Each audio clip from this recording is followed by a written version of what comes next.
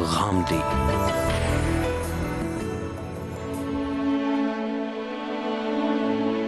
کیا ایک تصویر مصور سے سوال کرتی ہے کہ اسے کیوں بنایا گیا؟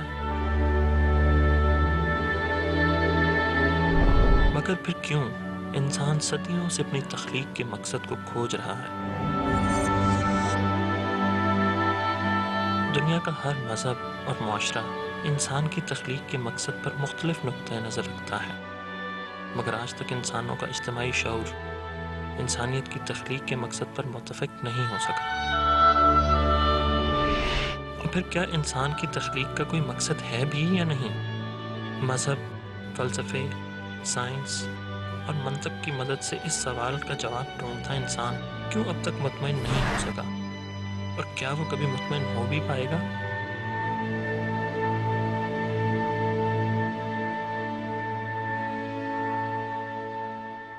السلام علیکم، پروگرام غامدی میں خوش آمدید۔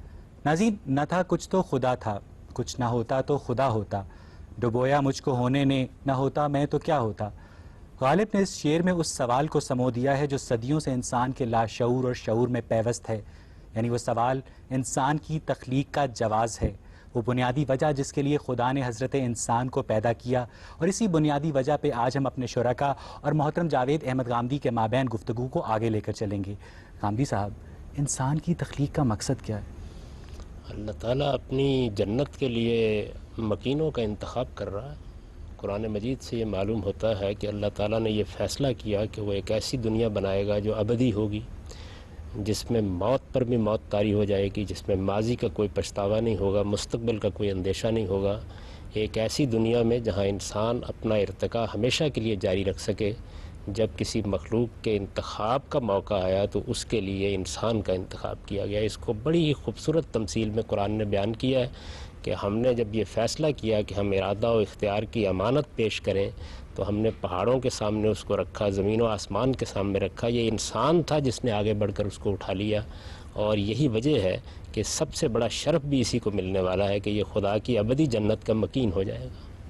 نام صاحب، آپ نے فرمایا کہ انسان جنت میں اپنی ارتقاء کو آگے بڑھا سکے گا، تو غامدی صاحب انسان تو اپنی ارتقاء کی اس منزل پر پہنچ چکا ہوگا جہاں وہ اعلیٰ ترین فکری و بشری صلاحیتوں کا مالک ہوگا، تو جنت میں ارتقاء کو آگے بڑھانے سے کیا مراد ہے؟ یعنی انسان جب ایک باشعور مخلوق ہے، وہ اپنے وجود کا بھی شعور رکھتا ہے، اپنے گرد و پیش کا بھی شعور رکھتا ہے، اور آپ نے یہ دیکھا کہ اس دنیا میں جب وہ آیا تو ہزاروں سال کروٹیں لینے کے بعد بالآخر ان 2-3 صدیوں میں اس نے اس کائنات کے اندر کے بے شمار راز دریافت کر لیے۔ تو یہ چھوٹی سی دنیا، یہ عارضی دنیا جو محض اس مقصد کے لیے بنائی گئی ہے کہ یہاں سے اس کے مکینوں کا انتخاب کر لیا جائے، جب اس کے مقابل میں وہ دنیا وجود میں آئے گی تو معلوم نہیں اس کے اندر کیا راز ہوں گے، کیا نوعیتیں ہوں گی، کیا معاملات ہوں گے کہ جن کے اندر انسان اپنے علم، عقل اور شعور کے ساتھ خدا کی ابدیت میں شریک ہو جائے گا۔ نبی صاحب، انسان کو خدا نے اس لیے پیدا کیا تاکہ وہ جنت کے مکینوں کا انتخاب کر سکے، تو نبی صاحب بہت سارے ایسے لوگ ہیں جو اس انتخاب کے اوپر اس لیے پورا نہیں اترتے کہ ان کے اندر وہ فکری و بشری صلاحیتیں نہیں موجود ہوتی، تو ان کا کیا ہوگا؟ کسی انسان کے اندر بھی اس صلاحیت کا فقدان نہیں ہے، ہر انسان کو یہ صلاحیت دے کر پیدا کیا ہے، اور جس امتحان میں اس کو ڈالا ہے وہ اس کے اخلاقی وجود کا امتحان ہے، نہ کہ اس کی صلاحیتوں کا امتحان ہے۔ بنیادی صلاحیت ہر شخص میں موجود ہے، اخلاقی وجود کا امتحان کیا جا رہا ہے، اس میں کچھ کامیاب ہو رہے ہیں، کچھ ناکام ہو رہے ہیں، اور اخلاقی وجود کا شعور بھی یکساں دیا گیا ہے، اس کی تعلیم بھی یکساں دی گئی ہے، اس کی ہدایت بھی یکساں دی گئی ہے، اس کے لیے مواقع بھی یکساں رکھے گئے ہیں۔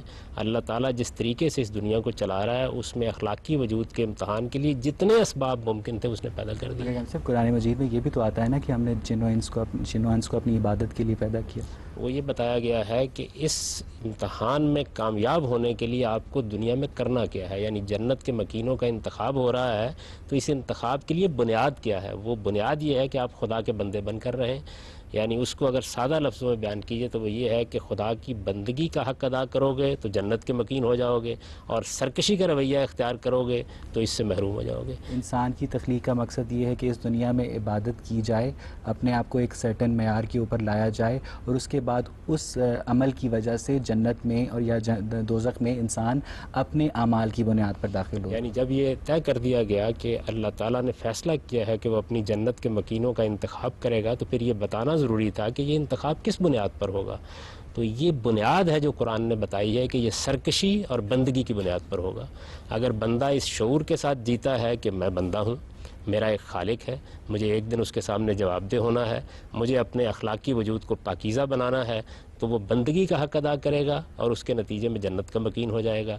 اگر وہ سرکشی اختیار کر لیتا ہے، حقائق کو تسلیم نہیں کرتا، تو پھر لازمی طور پر اس کا نتیجہ اس کے سامنے آ جائے گا۔ صاحب یہ بھی تو کہا جا سکتا ہے نا کہ خدا نہ انسان کو تخلیق کرتا، نہ اس کو جنت میں جانے کی ضرورت پیش آتی۔ یہ تو ایسا ہی ہے کہ کوئی یہ کہے کہ میں کراچی اس لیے جا رہا ہوں کہ کراچی ہے، بھئی کراچی نہ ہوتا نہ مجھے کراچی جانا پڑتا۔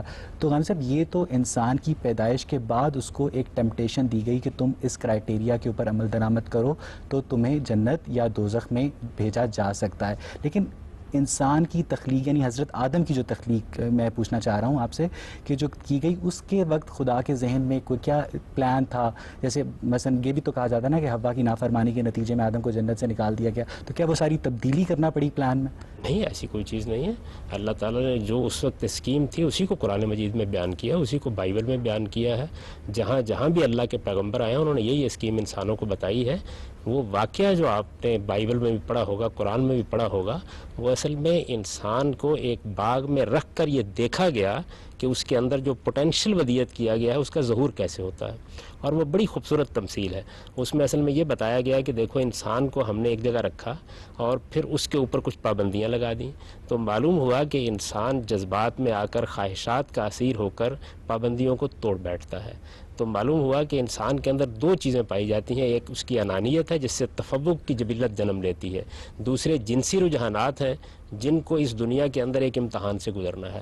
دونوں کا جب اظہار ہو گیا تو یہ معلوم ہو گیا کہ جو انسان بنایا گیا ہے وہ ٹھیک اسکیم کے مطابق بن گیا ہے، لہٰذا یہ چیز پہلی ہدایت اس کے لیے بن گئی اور اسے کہا آپ دنیا میں جاؤ۔ حوا سے انسان کی تخلیق کا معاملہ کیسے آگے بڑھے گا؟ ناظرین اس پر ہم گفتگو کا سلسلہ جاری رکھیں گے، لیکن اس سے پہلے وقت ہوا ایک بریک کا، حاضر ہوتے ہیں بریک کے بعد۔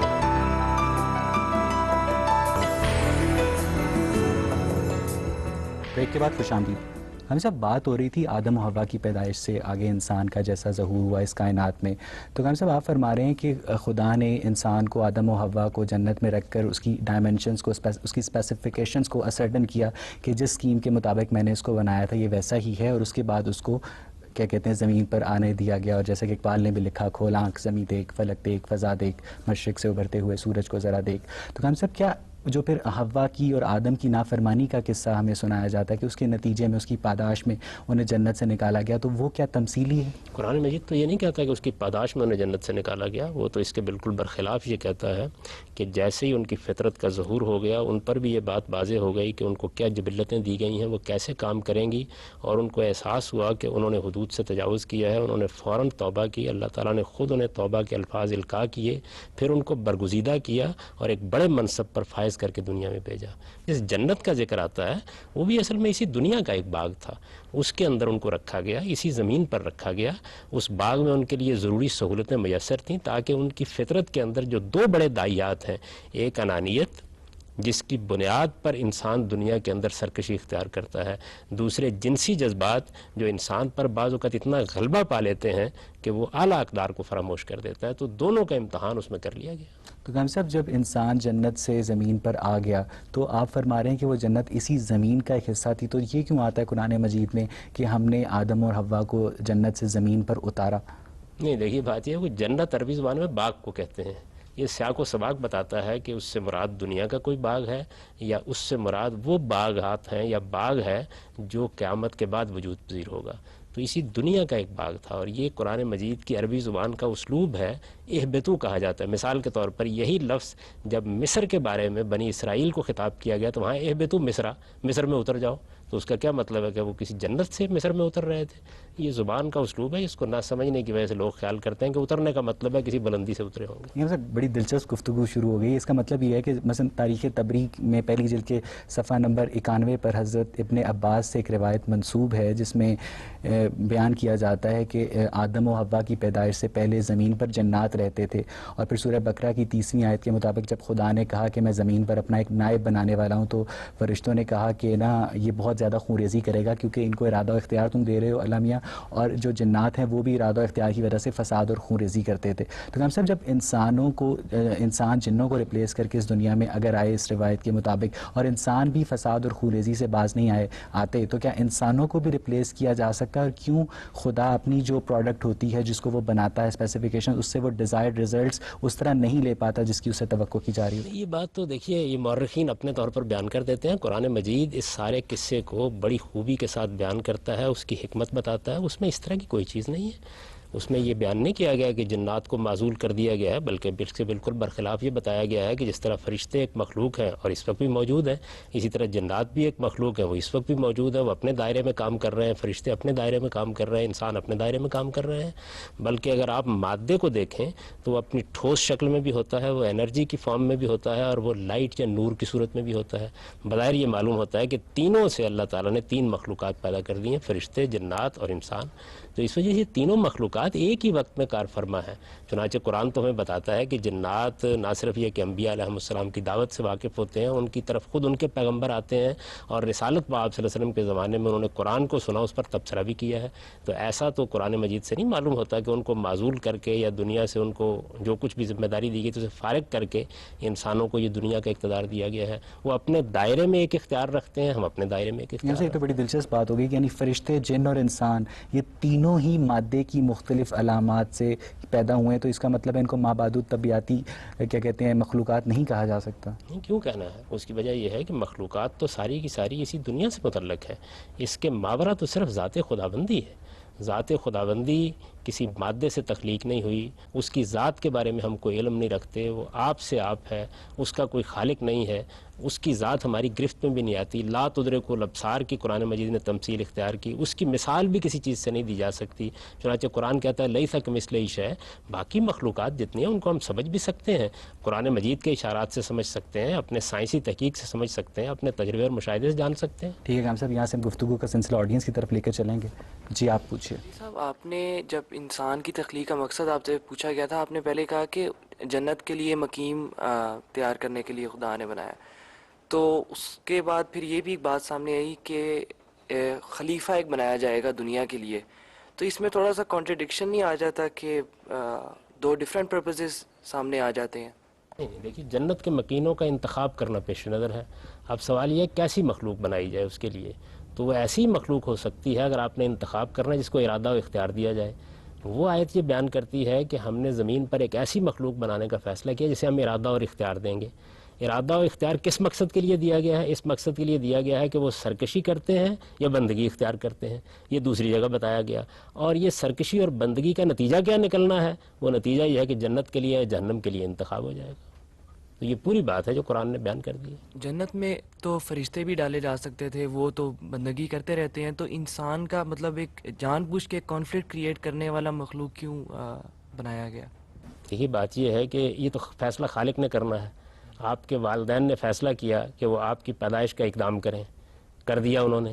اب اس کے بعد ہمیں تو یہ دیکھنا ہے کہ خالق نے یہ فیصلہ کس بنیاد پر کیا ہے. قرآن نے یہ بتایا کہ یوم تبدل الارض غیر الارض والثمرات. ہم یہ سارے سیاروں ستاروں کو جمع کریں گے، یہ ہم نے پہلے ہی بنا کے بکھیر دیے ہیں، اور پھر اس دنیا کے اندر جو ہم نے ایک مخلوق بنائی ہے اس کا انتخاب کریں گے. یہ جو انتخاب ہے یہ ہمیں بڑی رفعت دیتا ہے. اس کی وجہ یہ ہے کہ ہم نے خود اس کو حاصل کیا ہوگا. اللہ تعالیٰ تو دیکھیے بات یہ ہے کہ جس کو چاہتا جنت میں بٹھا دیتا، جس کو چاہتا جہنم میں ڈال دیتا. وہ خالق ہے، لیکن اس نے یہ فیصلہ کیا کہ ایک ایسی مخلوق وہ بنائے گا جو اپنے استحقاق پر خود محنت کر کے جنت کو حاصل کرے گی. کیا کہنے ہیں اس مخلوق کے کہ جو اس سارے مراحل سے گزرنے کے بعد اتنی اعلیٰ زندگی حاصل کرے گی. صاحب یہاں سے گفتگو کا سلسلہ آگے بڑھائیں گے، لیکن ناظرین اس سے پہلے وقت ہوا ایک بریک کا. حاضر ہوتے ہیں بریک کے بعد.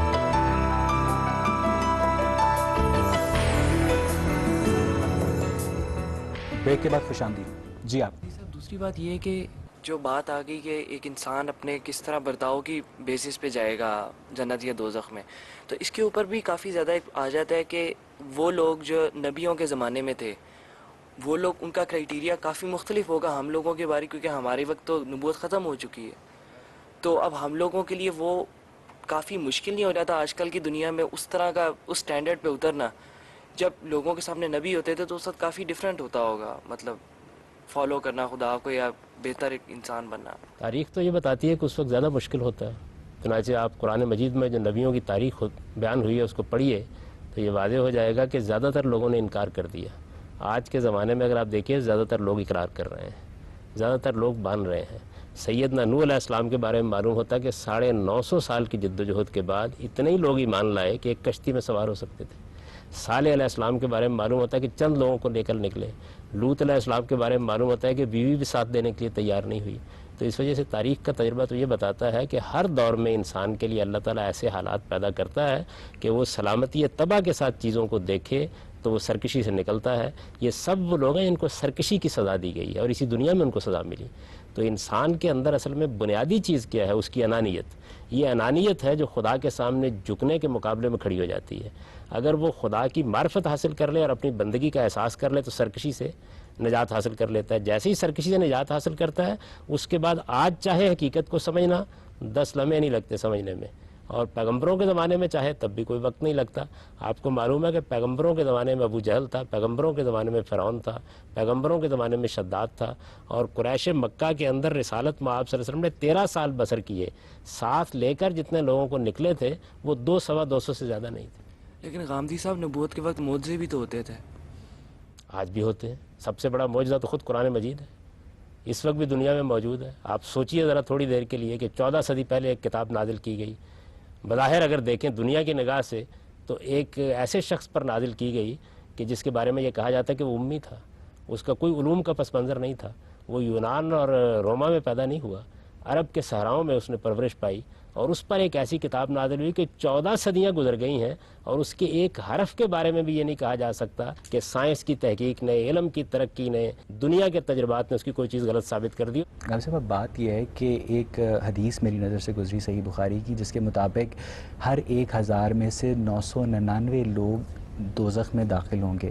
پھر ایک قرآن مجید کی بھی آیت ہے جس میں یہ کہا گیا، ہمیں بتایا گیا کہ خدا دوزخ کو جنوں اور انسانوں سے بھر دے گا. ہم سب آج بھی جب ہم دنیا کا جائزہ لیتے ہیں تو ہمیں نظر آتا ہے کہ برائی زیادہ ہے. بہرحال اچھے لوگ اس طرح اقتدار میں نہیں ہوتے، اس طرح طاقت میں نہیں ہوتے. ہر طرف ایک شیطانی قوتوں کا غلبہ ہمیں نظر آتا ہے.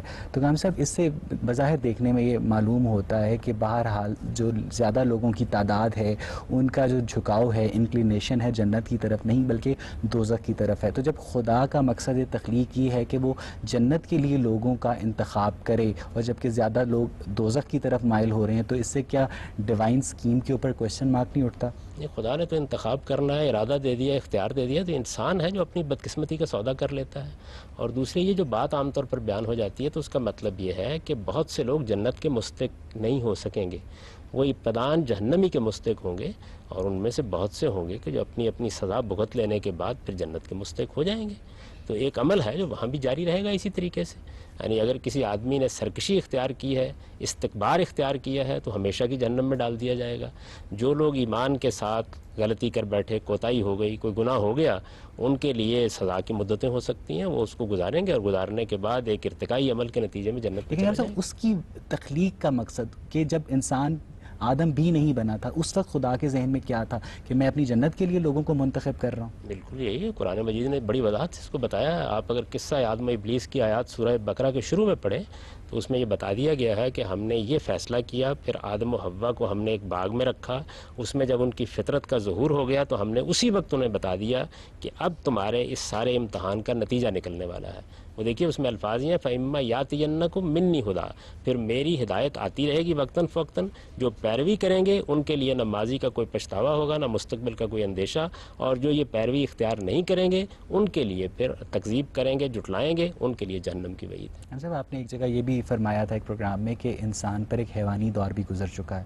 تو گامدی صاحب اگر انسان کو خدا نے اس لیے پیدا کیا ہے کہ وہ اس کو ایک سلیکشن پروسیس سے گزار کے جنت یا دوزخ کے لیے مستحق قرار ٹھہرائے, تو گامدی صاحب جو لوگ حیوانی دور میں پیدا ہوئے تھے تو ان کی تخلیق کا کیا مقصد تھا؟ وہ تو اس پروسیس پہ عمل نہیں کر سکیں گے نا. ان کی تخلیق کا وہی مقصد تھا جو حیوانات کی تخلیق کا مقصد ہے. یعنی وہ تو انسان ابھی بنے ہی نہیں تھے. اللہ تعالیٰ نے یہ قالب بنایا تھا ان کا. انسان دو چیزوں کا مجموعہ ہے, ایک اس کا قالب ہے, یہ اس کا حیوانی وجود ہے. اس حیوانی وجود کے اندر وہ شخصیت ودیت کی گئی ہے. قرآن مجید اس کو بیان کرتا ہے کہ ہم نے انسان کے حیوانی وجود کو جب پایا تکمیل تک پہنچا لیا, نفخت فیہ من روحی, اس کے بعد اس میں اپنی پھونک پھونکی اور اس کے نتیجے میں اس کو شعور ملا, انسانیت ملی. تو انسانیت جس گروہ کو دی گئی وہ ہے جس کی ابتدا آدم و حوا سے ہوئی ہے.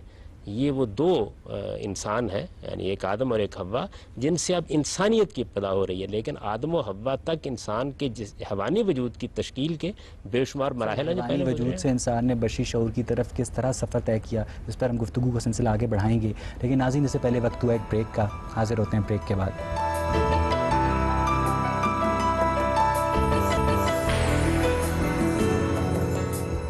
بریک کے بعد خوش آمدید. ہم صاحب فتوحات مکیہ میں ابن عربی نے ایک واقعہ بیان کیا ہے جس کے مطابق انہوں نے لکھا ہے کہ ایک جن خانہ کعبہ میں حج کر رہا تھا, تو ایک شخص نے اس سے پوچھا تمہاری عمر کتنی ہے؟ تو اس نے کہا کہ میری عمر کئی ہزار برس ہے. تو اس نے کہا اچھا تمہاری عمر کئی ہزار برس ہے تو تم نے آدم کو تو دیکھا ہوگا. تو اس جن نے استہزائیہ انداز میں پوچھا کہ کون سا آدم؟ آدم تو کئی تھے. اب ہم صاحب اس بات کو میں کنیکٹ کر رہا ہوں آپ کی پچھلی بات سے جس میں آپ نے فرمایا کہ انسان نے ایک حیوانی وجود سے بشری شعور کی طرف سفر کیا. تو ہم صاحب جو ماڈرن ایوولوشنسٹس ہیں وہ بھی یہ کہتے ہیں کہ انسان کا جو جینیٹک اوریجن ہے وہ ایک نہیں ہے. تو کیا آپ یہ بات کر کے انسان کا جو نظریہ تخلیق ہے اس کی حمایت کر رہے ہیں؟ نہیں, میں قرآن مجید کا نظریہ آپ کو بیان کر رہا ہوں. قرآن مجید کا جو نظریہ ہے وہ یہ ہے کہ انسان کے حیوانی وجود پر ہزاروں سال گزرے ہیں. قرآن اس کو بیان کرتا ہے, بدا خلق الانسان من طین, ہم نے انسان کو بنانا شروع کیا گارے سے, مٹی سے. وہاں سے وہ زمین کے پیٹ سے پیدا ہونا شروع ہوا, بالکل ایسے جس طرح کہ دوسری جگہ اس کی تمثیل بیان کیا کہ انبتکم من الارض نباتا, ہم نے زمین سے تمہیں ایسے ہی اگا دیا جس طرح کہ ہم پودے اگاتے ہیں. تو انسان کے لیے جو چیز اب رحم مادر ہے, ماں کا پیٹ ہے, وہی چیز پہلی تخلیق میں زمین کا پیٹ بنا. تو زمین کے پیٹ سے انسان پیدا ہونا شروع ہو گئے. یہ انسان ہی نہیں بلکہ دوسری مخلوقات بھی پیدا ہوئیں. یہ حیوانی وجود کی تشکیل تھی. جب یہ پایہ تکمیل کو پہنچ گئی کئی نسلوں میں, اس کے بعد اللہ تعالیٰ کہتے ہیں کہ پھر میں نے کیا کیا, ثم جعل نسلہ من سلالۃ من ماء مہین, پھر میں نے خود اپنی نسل پیدا کرنے کی صلاحیت اس میں پیدا کر دی. جب یہ صلاحیت پیدا ہو گئی اس کے بعد فرمایا ہے کہ پھر میں نے اس کے اندر انسانی شعور بخشا, اور پھر اس قالب میں جب انسان آیا تو وہ پہلے انسان آدم و حوا تھے. ہم سب انہی کی اولاد. صاحب یہاں سے ہم گفتگو کا سلسلہ آڈینس کی طرف لے کے چلیں گے. جی آپ پوچھیں. جس کو بہترین دودھ بھی میسر ہے اپنے گھر پہ, بہترین شہد بھی میسر ہے اپنے گھر پہ, پوروں کی اس کے پاس کوئی کمی نہیں ہے, ایسی شراب بھی میسر ہے جس میں مستی بھی ہے, سرود بھی ہے, اس کے لیے جنت میں کیا اٹریکشن ہے؟ اس نے موت پر قابو پا لیا, بڑھاپا نہیں آئے گا, اضمحلال نہیں ہوگا, شباب نہیں جائے گا.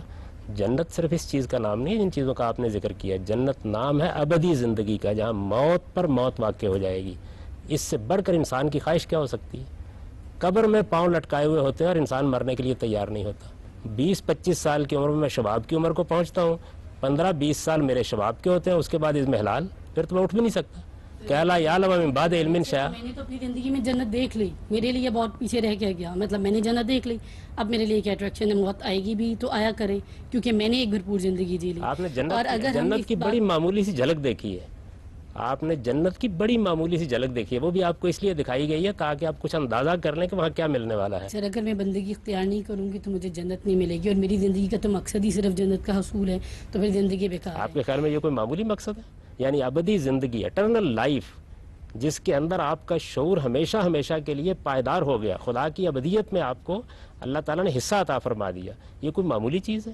یعنی مجھے یہ بتائیے, آپ تو زندگی کے چند گھنٹوں کے لیے ترس رہی ہوتی ہیں. یہ آپ کے ہسپتال, یہ آپ کی طب, یہ آپ کی جد و جہد, یہ آپ کی کاوشیں, یہ آرام کی خواہش, یہ آپ کا پڑھنا, یہ آپ کا اٹھنا, یہ آپ کا زندگی کی جد و جہد کر کے مال کمانا, یہ دنیا میں فساد پیدا کرنا کس لیے ہے؟ چند دن کی زندگی کی لذت کے لیے. تو میں تو آپ کو نوید دے رہا ہوں ابدی زندگی کی لذت. ٹھیک ہے ہم سر. جی آپ پوچھیں. نے انسان کی جو تخلیق ہے اس کا ہمیں قرآنی نظریہ بتایا، لیکن جو ماڈرن سائنس ہے اس میں ایوولوشن کا نظریہ جو ہے وہ تو یہ کہتا ہے کہ انسان اور تمام دوسرے جو جاندار ہیں ان کا ایک کامن ڈسینٹ ہے، یونی سیلولر سے ساری جو ہے وہ ایوولوشن ہوئی ہے. تو یہ تو بظاہر ہمیں جو مذہب کا نظریہ ہے تخلیق کا اس سے متصادم نظر آتا ہے. اس پہ آپ کیا فرمائیں گے؟ دونوں نظریات پر غور کیجیے، دونوں کے دلائل پر غور کیجیے. جو پہلا نظریہ آپ نے سائنس کا بیان کیا ہے وہ ایک نظریہ محض، کوئی حقیقت نہیں ہے. ابھی تک کوئی اس کا ایویڈنس نہیں دستیاب ہو سکا. دنیا کے اندر جتنا فاسلز کا ریکارڈ ہے اس کی نفی کر رہا ہے پوری طرح.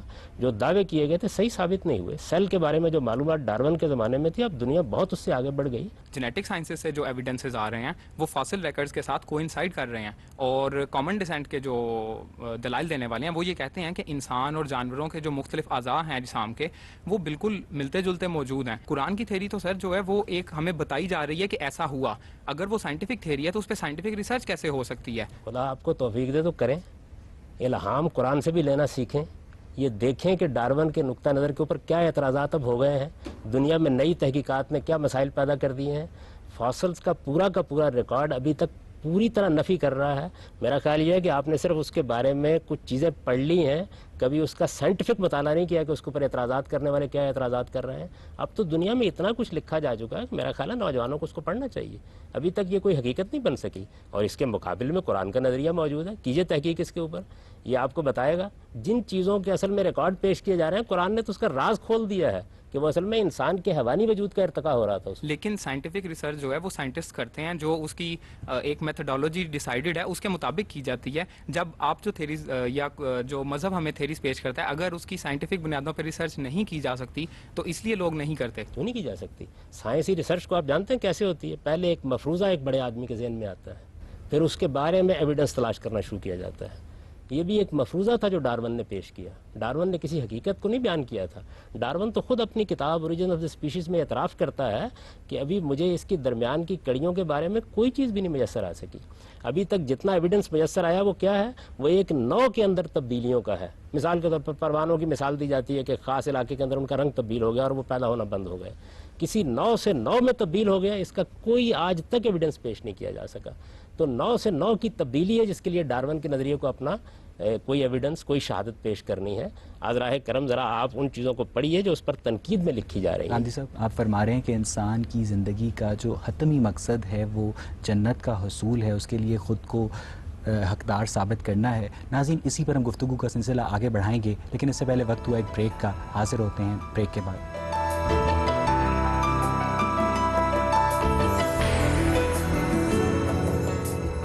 بریک کے بعد خوش آمدید. ہم صاحب، آپ فرما رہے ہیں کہ انسان کی زندگی کا جو ایبسولوٹ مقصد ہے وہ ہے جنت کا حصول.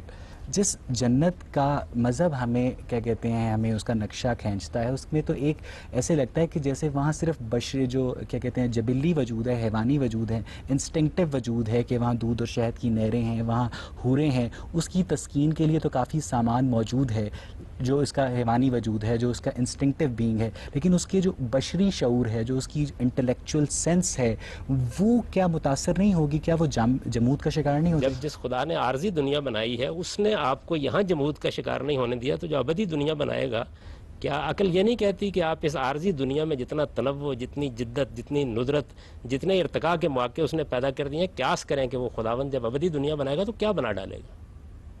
یعنی اس دنیا کے اوپر قیاس کریں گے نا. علم کی بنیادی اصول یہی ہوتا ہے کہ جو آپ کے سامنے موجود ہے یہ دیکھیں وہ کیا ہے. عارضی دنیا ہے، موت تعاقب کر رہی ہے، 20-25 سال کے بعد بڑھاپا آ جاتا ہے، خواہشیں پوری نہیں ہوتی، آرزویں دم توڑ دیتی ہیں. اس سب کچھ کے باوجود اتنی لذت پیدا کر دی ہے، اتنی کشش پیدا کر دی ہے کہ کوئی چھوڑنے کے لیے تیار نہیں ہوتا. ٹھیک ہے گاندھی صاحب جی، آپ پوچھیں. حدیث میں غالباً ایک روایت اس طرح سے ہے کہ حضرت موسیٰ نے حضرت آدم پہ کوئی اعتراض کیا تھا کہ آپ کے نکلنے کی وجہ سے جنت میں ہمیں یہ سب کچھ بھگتنا پڑ رہا ہے. تو اس کے جواب میں آدم نے غالباً یہ فرمایا تھا کہ مجھے اس بات کا تانا دیتے ہو جو میرے بس میں نہیں تھی. میں اس کا مفہوم کچھ اس طرح سے، تو وہ اس کا مطلب اشارہ اس طرف ہے کہ جو انسان آدم صاحب جنت سے جب نکلے تو وہ غلطی تھی اور اس کی سزا کے چکر میں یہ باقی تمام سلسلہ شروع ہوا.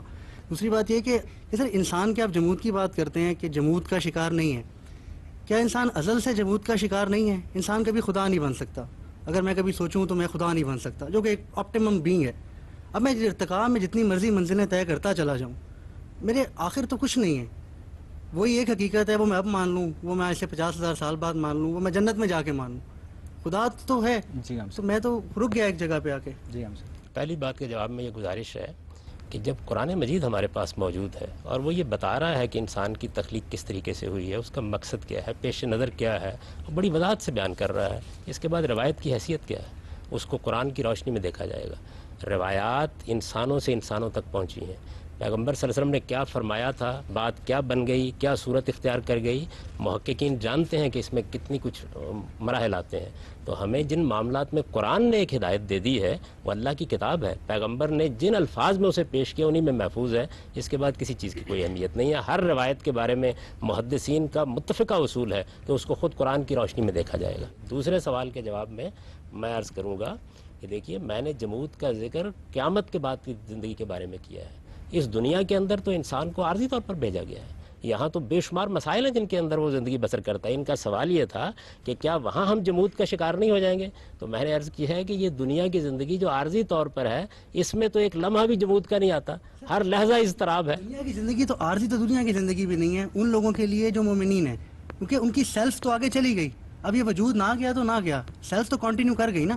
تو عارضی تو ان لوگوں کے لیے جو آگے نہیں جائیں گے، جو آگے چلے جائیں گے ان کے لیے تو عارضی یہ بھی نہیں ہے. آگے سبھی جائیں گے، ایسا نہیں کہ صرف مومنین جائیں گے، مطلب وہ جنت میں آگے ماننے continue- والے بھی جائیں گے، نہ ماننے والے بھی جائیں گے. قرآن مجید تو یہ کہتا ہے کہ ایک ایک شخص کو یا ایھا الانسان انک کادح الی ربک کدحا، آپ ہر لحظہ، ہر لمحہ، ہر دن پروردگار کی طرف بڑھ رہے ہیں. تو اس وجہ سے وہاں تو آپ کو جانا ہے، مجھے بھی جانا ہے، ہر ایک کو جانا ہے. اس کی سپریم کیا ہے؟ ہم کہاں تک بڑھیں گے؟ وہاں تک جہاں تک ہمارا پروردگار چاہے گا. ہم اپنے حدود پہچانیں. یہ کیا صورتحال ہے کہ ایک بکری، ایک بھیڑ اپنے حدود سے تجاوز کر کے انسان بننا چاہے، اور انسان اپنے حدود سے تجاوز کر کے خدا بننا چاہے. انسان کے لیے اصل علم یہ ہے کہ اپنے حدود کو پہچان کر اپنی تخلیق کے اوپر غور کرے. ڈارون کا افسانہ اپنی جگہ، حقیقت واقعہ تو یہ ہے کہ بکری آج سے صدیوں پہلے بلکہ کروڑوں سال پہلے بھی ایسے ہی موجود تھی، آج بھی ویسے ہی موجود ہے. اس میں چیز ہے، میں نے ایک فائنل ٹیم کا انتخاب کرنا ہے تو میں اس سے پہلے کچھ ٹیسٹ ٹیموں کی امتحان لیتا ہوں. اب یہ تو میں انسان ہوں، مجھے نہیں پتا کہ بھی اچھا کھلاڑی کون ہے، برا کھلاڑی کون ہے. میں امتحان لیتا ہوں تاکہ ایک اچھی ٹیم بنا لوں. اب خدا کے ساتھ یہ معاملہ نہیں ہے. خدا کو پتہ ہے کہ اچھا انسان کون ہے، برا کون ہے، کس نے کیا کرنا ہے. تو کیا یہ بہتر نہیں تھا خدا کے لیے کہ ہم جیسے گناہ گاروں کو جنہوں نے دوزخ میں چڑھنا ہے ان کو نکالیں؟ بھائی دوزخ بھرنے کی کیا ضرورت ہے؟ آپ جنت ہی رکھیں، اس میں فائنل جو ڈالنے ان کو ڈال کے ختم کریں سلسلہ. یہ تو آپ نے اپنی کمزوری کا اعتراف کر لیا، اور آپ نے ہم جیسے سارے انسانوں کو گناہ گار کیوں کہہ دیا؟ دنیا میں انبیاء ہیں، صدیقین ہیں، شہداء ہیں، صالحین ہیں، اس انتخاب میں کامیاب ہوئے ہیں. آپ ان کی طرف بھی نگاہ اٹھا کے دیکھیے. میں نے تو آپ سے عرض کی ہے، انتخاب کیسے ہوتا اگر ارادہ و اختیار نہ دیا جاتا؟ ارادہ و اختیار دیا جائے گا، ارادہ و اختیار دیا جائے گا تو پھر گناہ گار بھی ہوں گے، پھر سرکش بھی ہوں گے، پھر گوارہ کرنا پڑے گا. اور اگر خدا اپنے علم کی بنیاد پر فیصلہ کرتا تو مثبت فیصلہ تو قبول کر لیا جاتا، منفی فیصلہ کیسے قبول کیا جاتا؟ نہ قبول کریں. خدا بے نیاز ہے، اس کو لوگوں کے فیصلوں سے کیا ہے؟ خدا عادل بھی ہے. یہ آپ نے خدا کی صرف ایک ہی صفت جانی. خدا علیم ہے، خدا حکیم ہے، خدا عادل ہے. وہ اپنی ساری صفات کے ساتھ ہے. وہ بے نیاز ہے، خدا کا وہ مجھے بے بھی نیاز ہے کرنا اس ضروری معنی میں کہ اسے کسی کی ضرورت نہیں ہے، لیکن وہ علم و حکمت کے ساتھ دنیا کے ساتھ معاملہ کر رہا ہے. اس وجہ سے وہ عدل کے خلاف، حکمت کے خلاف کیسے کر سکتا ہے؟ اگر کسی انسان کو وہ جہنم میں ڈال دیتا اپنے علم کی بنیاد پر تو وہ کھڑا ہو کے کہہ سکتا تھا کہ مجھے تو موقع ہی نہیں دیا آپ نے. ٹھیک ہے سر. آپ بولا کہ انسان کا بنیادی مقصد یہ ہے کہ وہ جنت جائے، اور ہم مسلمانوں اور ایک سلیکشن پروسیس سے بھی گزریں گے اس جنت میں جانے کے لیے. تو ہم مسلمانوں کو تو چلیں یہ خوش قسمتی ہے کہ ہمیں پتہ ہے کہ وہ کیا ہم نے چیزیں کرنی ہیں جس پہ ہم پورے ہوئیں گے تو ہمارا سلیکشن ہو جائے گا اور ہم جنت میں چلے جائیں گے. تو کیا یہ جنت صرف مسلمانوں کے لیے ہے یا غیر مسلمانوں کے لیے بھی ہے؟ اگر غیر مسلمانوں کے لیے بھی ہے تو ان کا سلیکشن پروسیس ہم سے مختلف ہوگا یا ہماری طرح کا ہی ہوگا؟ ایک ہی معیار ہے، ایک ہی پر سب کو پرکھا جا رہا ہے. جتنے بھی لوگ جن کو آپ غیر مسلم کہتے ہیں ان کے کبھی آپ کتابوں کو پڑھیں، ان کے اہل علم سے ملیں، وہ سب اسی کی تمنا میں جی رہے ہیں. بائبل بھی یہی بیان کر رہی ہے، وید بھی یہی بیان کر رہے ہیں، قرآن بھی یہی بیان کر رہا ہے. تو وہ سب جنت کی دوڑ میں لگے ہوئے ہیں. ایسے تو نہیں ہے جیسے اگر آپ کہتے ہیں کہ خدا کی بندگی کو ماننا ہے تو بہت سے لوگ ہیں جو فری میسنریز بھی ہیں، وہ تو شیطان پرست ہیں. بہت سے لوگ ہیں جو ہندو بھی ہیں جو ایک سے زیادہ خدا کو مانتے ہیں، تو ان کی بندگی میں ویسی فرق آ جائے گا. تو پھر ان کے لیے جنت کا کوئی وجود نہیں ہے یا ان کے لیے جنت بنائی نہیں گئی ہے؟ جنت تو سب انسانوں کے لیے ہے. سب انسانوں کے لیے خدا نے جنت بنا دی، ارادہ و اختیار دیا. اس کے بعد بتایا کہ اس کا معیار کیا ہے. وہ ایک ہی معیار ہے، اور وہ معیار قرآن مجید نے بھی بیان کر دیا، بائبل نے بھی بیان کر دیا، تمام الہامی صحیفے بیان کرتے ہیں. وہ معیار یہ ہے کہ خدا کی سچی معرفت، اس کے حضور میں جواب دہی کا احساس اور اچھا عمل. یہ جو بھی کر رہا ہے، قرآن تو تمام مذاہب کا نام لے کے یہ کہتا ہے کہ مسلمان ہوں، یہودی ہوں، نصرانی ہوں، صابی ہوں، اس کے زمانے میں جتنے مذہب تھے سب کا ذکر کرنے کے بعد یہ کہتا ہے کہ ایک ہی معیار پر سب کو جانچا جائے گا۔ نہیں، پر ہمیں یہ بھی تو پتہ ہے کہ جو مسلمانوں کے علاوہ کرسچینٹی لے لیں، بائبل بدل چکی ہے آج تک، اور باقی سارے ہم تو قرآن خوش قسمتی ہے ہماری کہ قرآن نہیں بدلا. تو اس طرح ان کی جو پروسیس ہے، ان کی جو ٹیچنگز ہیں وہ تو بدل چکی ہیں نا آج تک. اس معاملے میں کوئی تبدیلی نہیں ہوئی. آج آپ انجیل کو اٹھا کے پڑھیں، یہی منادی کر رہی ہے. انجیل کو کبھی آپ اٹھائیں، حیرت انگیز طریقے سے وہ یہی کچھ بیان کر رہی ہے جو میں بیان کر رہا ہوں. ویدوں کو اٹھائیں، وہ یہی بیان کر رہے ہیں. تمام الہامی کتابیں ایک ہی بات بیان کرتی ہیں. آپ نے شرک کی بات کی، سب سے زیادہ اعلیٰ درجے پر شرک کی تردید تورات کرتی ہے. آپ تورات کو اٹھائیے، کوئی چیز ایسی نہیں. دیکھیے جو تبدیلیاں انہوں نے کی وہ کیا تھیں. وہ تبدیلیاں انہوں نے کی ہیں رسالت مآب صلی اللہ علیہ وسلم کی بعثت کے بارے میں.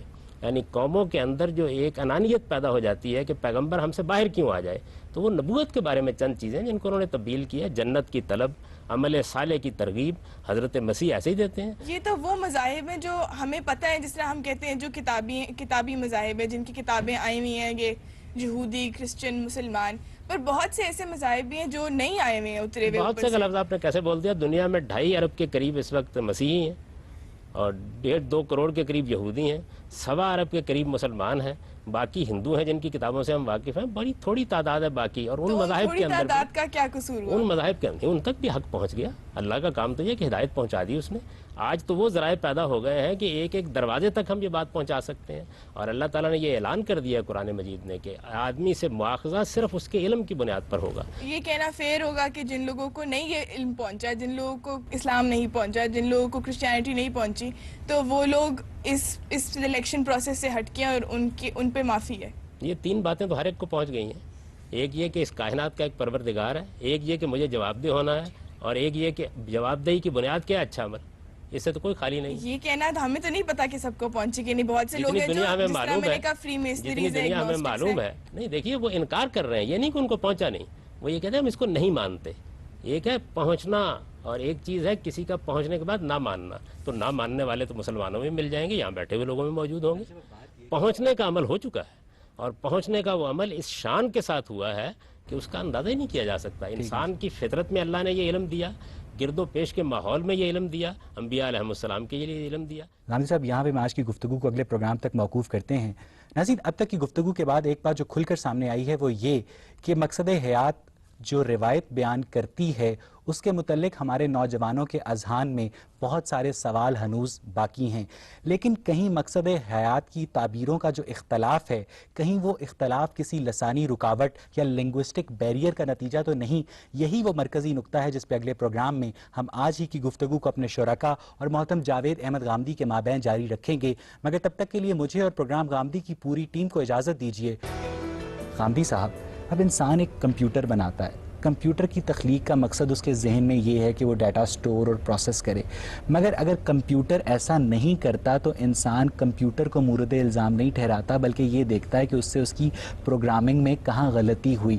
تو جب مخلوق بھی خالق کی منشا کے مطابق عمل نہیں کرتی تو کیا سوال خالق کے اوپر نہیں اٹھایا جانا چاہیے مخلوق کی بجائے؟ کمپیوٹر کی مثال آپ ستاروں سے دیں، سیاروں سے دیں، سمندر سے دیں، پانی سے دیں، ہوا سے دیں. خالق کائنات نے ان کو بنایا، شعور نہیں دیا. اس وجہ سے ان کا کوئی مواخذہ بھی نہیں ہے. ان میں اگر کوئی خرابی ہے تو خالق کائنات اس کو خود ہی دور بھی کرتے ہیں. لیکن انسان کا معاملہ یہ نہیں ہے. انسان کی مثال کمپیوٹر سے نہیں دی جا سکتی. کمپیوٹر تو ایک بے جان مخلوق ہے.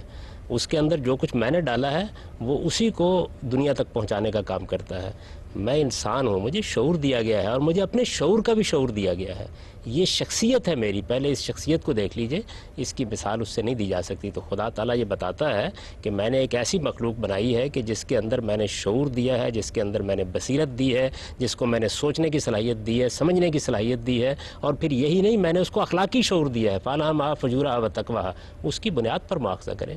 آپ یہ فرما رہے ہیں کہ انسان کمپیوٹر کے اندر جو کچھ فیڈ کرتا ہے کمپیوٹر اس سے آگے نہیں جا سکتا. ویسے آج کل ایک آرٹیفیشل انٹیلیجنس کا بھی تصور فروغ پا رہا ہے. دوسری بات یہ غامدی صاحب، کیا جو پروگرامر ہے جو پروگرامنگ کر رہا ہے، خدا انسان کی پروگرامنگ کر رہا ہے، تو کیا جو چیز انسان کے اندر پروگرام نہیں ہے، جو چیز انسان کے اندر فیڈ نہیں ہے، کیا انسان اس لمٹ کو کراس کر سکتا ہے؟ دیکھیے بات یہ ہے کہ انسان کے اندر کچھ چیزیں ایسی ہیں کہ جن کی پروگرامنگ کر دی گئی ہے.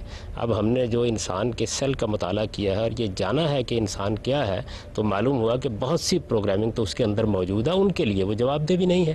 جس چیز کے لیے وہ جواب دہ ہے وہ انسان کی وہ شخصیت ہے جو اخلاقی شعور رکھتی ہے. اس کو اللہ تعالیٰ نے بتایا ہے کہ میں نے کسی ایک طریقے سے پروگرامنگ نہیں کی بلکہ میں نے یہ شعور اس میں ڈال دیا ہے اور اختیار دے دیا اس کا کہ وہ چاہے تو ایک راستہ اختیار کرے چاہے تو دوسرا راستہ اختیار کرے. اصل میں میرا ارادہ ہے جو مجھے کمپیوٹر سے بھی ممتاز کرتا ہے, مشینوں سے بھی ممتاز کرتا ہے. ہم صاحب بات یہ ہے کہ جو انسان ارادہ و اختیار سے بندگی کو اس پہ عمل درآمد کرے, یہ ہم صاحب پھر بھی یہ مقصد انسان کا نہیں خدا کا مقصد ہے کہ وہ اپنی بنائی ہوئی پروڈکٹ کو چیک کرے کہ وہ ایسا کرتا ہے کہ نہیں. دیکھیے خدا نے تو آپ کو صلاحیت دے دی, علم دے دیا, ہدایت دے دی اور پھر آپ کو شعور دے دیا, ارادہ و اختیار دے دیا جس کے ذریعے سے آپ جس راستے کا چاہیں انتخاب کر سکتے ہیں. وہ کب چیک کرے گا؟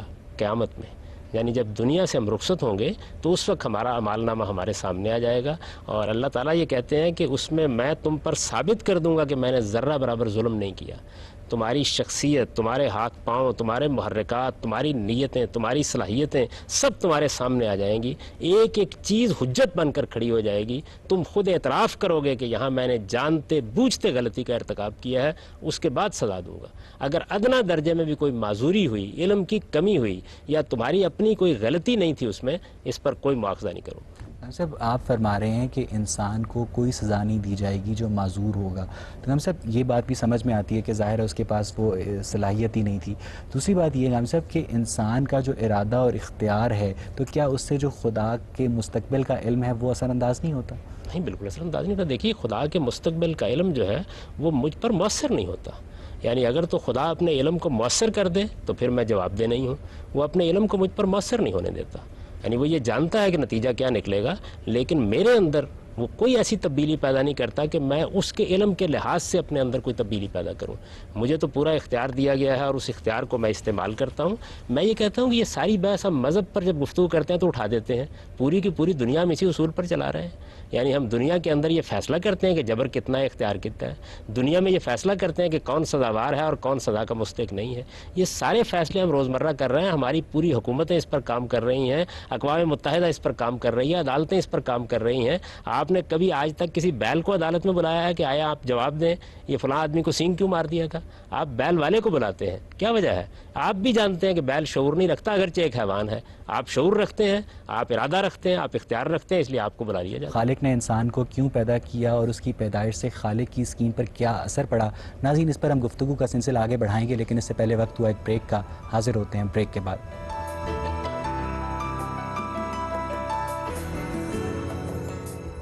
بریک کے بعد خوش آمدید.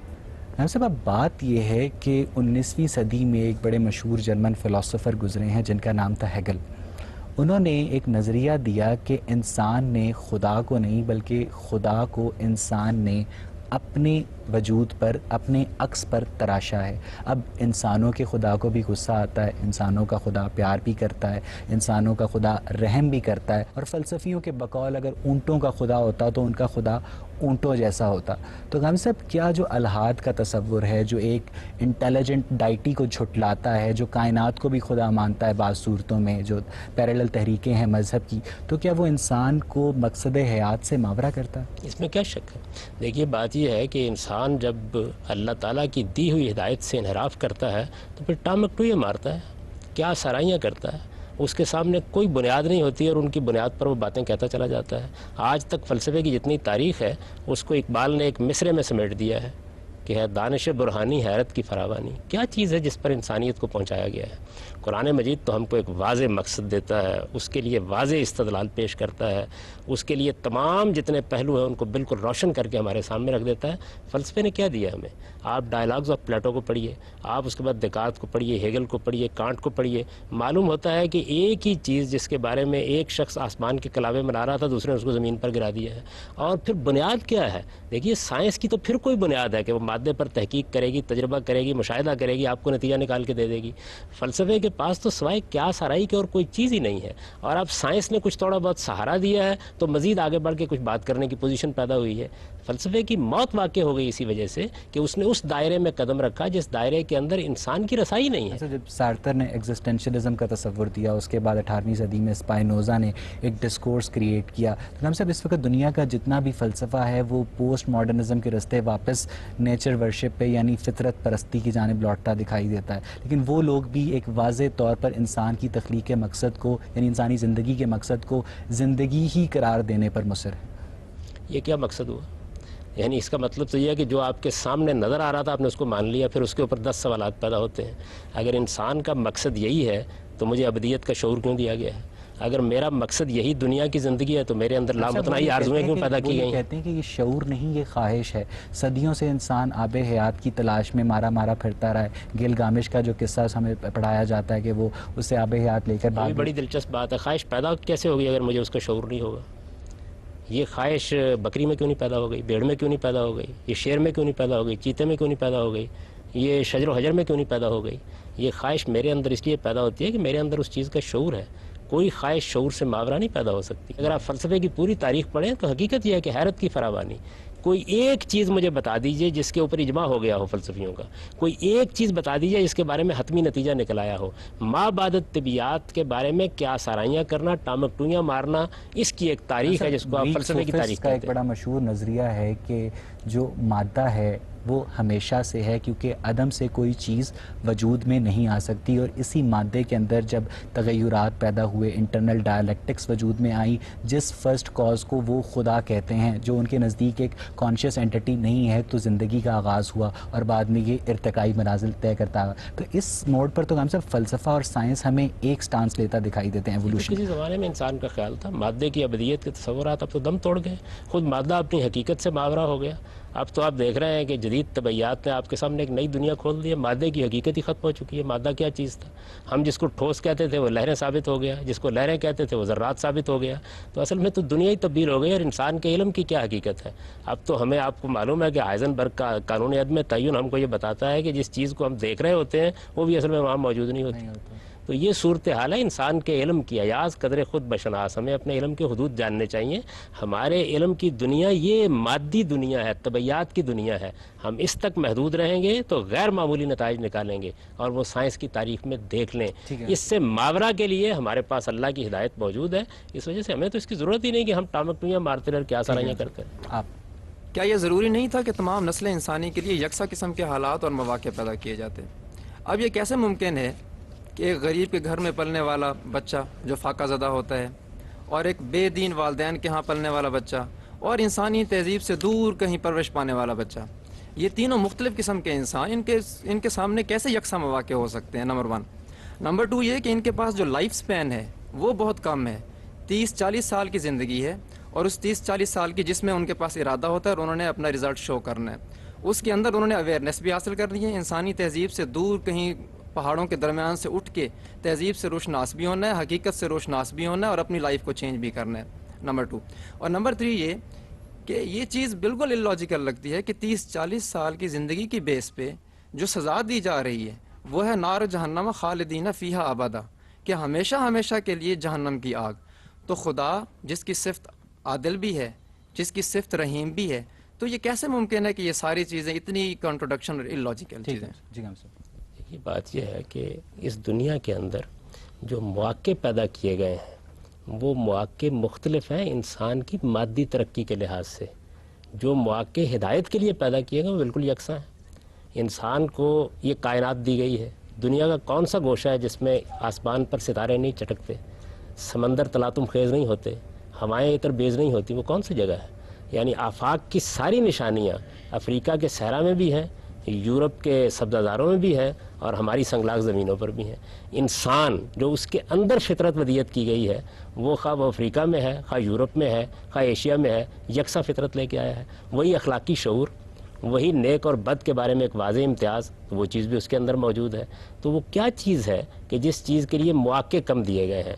ہمارا تجربہ تو یہ ہے کہ جو لوگ غریبی میں پلتے ہیں وہ حقائق کے زیادہ آشنا ہوتے ہیں, آپ یہ دیکھیے کہ دنیا کے مواقع کے لحاظ سے بھی اگر آپ اس وقت پاکستان کے اندر جتنے غیر معمولی لوگ ہیں ان کی زندگی کا مطالعہ کریں تو آپ پر یہ حیرت انگیز انکشاف ہوگا کہ زیادہ تر دیہات کے اسکولوں سے پڑھے ہوئے لوگ ہیں جو ادب پر، شاعری پر، افسانے پر، علم پر، سائنس پر حکومت کرتے. 30-40 سال کی زندگی، بلکہ 20 سال کی، بلکہ 10 سال کی بھی اگر ملی ہے اور اس میں آپ نے نیکی کا رویہ اختیار کیا ہے تو اس کے نتیجے میں بھی آپ کو ابدی زندگی مل سکتی ہے. تو یہ پہلو تو غالباً آپ کے نزدیک قابل اعتراض نہیں ہوگا. قابل اعتراض ہے سزا کا پہلو. تو میرے عزیز، سزا کا تعلق وقت سے نہیں ہوتا. میں نے ہاتھ میں پستول پکڑا اور 3 سیکنڈ میں نے کسی آدمی کو مار دیا. اب کیا مجھے 3 سیکنڈ کے لیے جیل میں ڈالا جانا چاہیے؟ یہ نہیں ہو سکتا. سزا کی نوعیت دیکھی جائے گی، جرم کی نوعیت دیکھی جائے گی، جرم کن حالات میں ہوا ہے. تو ابدی جہنم کس جرم کی سزا ہے؟ وہ سرکشی کی سزا ہے. ایسا نہیں ہے کہ 1 گناہ ہو گیا، 2 گناہ ہو گئے. ابدی جہنم کی سزا قرآن مجید نے بیان کی ہے سرکشوں کے لیے، اور اس کے الفاظ یہ ہیں کہ وہ لوگ جو زمین پر خدا کے مقابلے میں سرکش ہو کر کھڑے ہو گئے، یہ جانتے تھے کہ حق کیا ہے لیکن انہوں نے تکبر کی وجہ سے اس کو ماننے سے انکار کر دیا. اونٹ سوئی کے ناکے میں داخل ہو سکتا ہے، وہ خدا کی جنت میں داخل نہیں ہو سکتا. حامدی صاحب، ابدی سزا میں کیا منطق پوشیدہ ہے؟ ناظرین، اس پر ہم گفتگو کا سلسلہ جاری رکھیں گے، لیکن اس سے پہلے وقت ہوا ایک بریک کا. حاضر ہوتے ہیں بریک کے بعد.